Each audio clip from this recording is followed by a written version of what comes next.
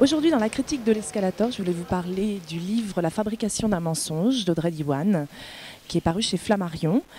Le livre parle d'une jeune femme, Raphaël, qui est un peu perdue dans une vie étriquée où il ne se passe pas grand-chose finalement, et qui, par le hasard des choses, en cherchant un petit boulot dans une boutique de mariage, va rencontrer Lola, un personnage complètement déluré, extraverti, un peu vulgaire, qui va l'embarquer dans son aventure, une espèce de road movie parisien.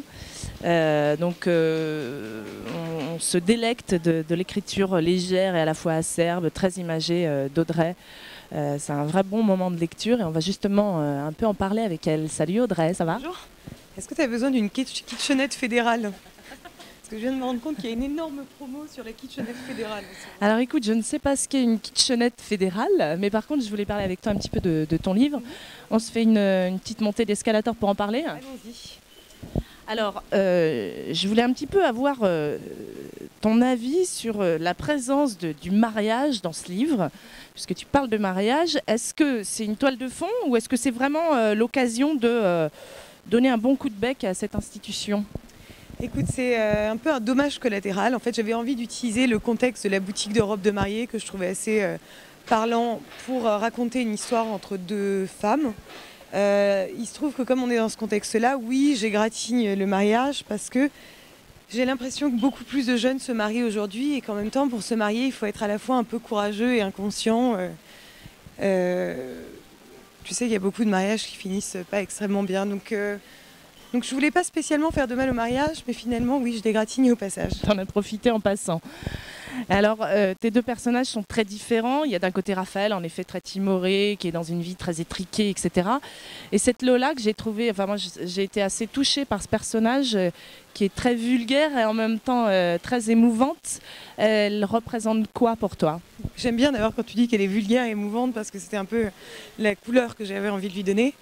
J'avais l'impression en fait que dans la vie d'une fille, il y a plusieurs étapes. Il y a un moment où tu es un peu plus comme la narratrice Raphaël, c'est-à-dire pas très sûre de toi, pas très bien dans tes baskets. Et qu'ensuite tu deviens plus ou moins une Lola, à savoir quelqu'un qui est plus à l'aise dans sa vie. Donc c'est plutôt, elles incarnent plutôt deux moments d'une vie en fait, de femme. D'accord. Je trouve que dans ton écriture, il y a un petit peu le côté acerbe, comme ça, et tranchant de Dorothy Parker. Un peu moins cinglant, avec quand même quelque chose de plus léger. Mais tu partages un petit peu cette désillusion dont parle Raphaël, ton personnage? Ça m'est arrivé, oui.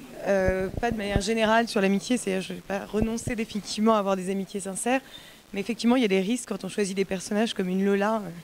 C'est dangereux, c'est d'essayer de faire pote avec le feu, c'est ce que je me disais. Et alors, pour finir, est-ce que tu as menti durant cette interview? Ça, ce sera à toi de décoder en regardant les images, que maintenant tu connais ma recette, puisque je l'ai donnée à tout le monde.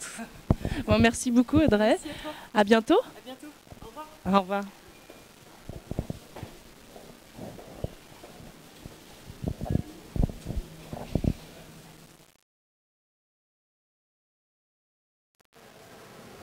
On interroge la dame de chez Castor. Madame, avant qu'on parte, j'avais une question à vous poser. Est-ce que vous avez déjà menti? Bien sûr, Et c'est quoi votre plus gros mensonge? j'en sais rien. Sur le coup, je sais pas du tout. Vous êtes un petit peu menteuse en nous disant ça.